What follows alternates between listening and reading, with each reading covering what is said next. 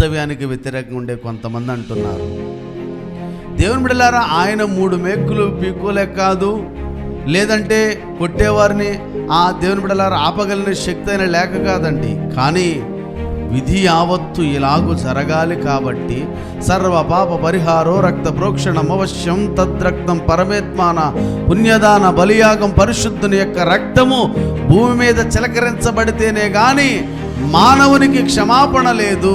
కాబట్టి దేవుని బిడ్డలారా యేసయ్య వదకు తేబడిన గొర్రె పిల్లవలే మౌనముగా, అంతే తప్ప యేసయ్య ఏదో చేతగాని వాడని కాదు, మనందరి కోసం ఆయన కావాలని తన్ను తాను రిక్తునిగా చేసుకున్నాడు, తన్ను తాను రిక్తునిగా చేసుకున్నాడు. అందుకే ఈ యొక్క వచనాన్ని చదవడం నేను ముగిస్తాను.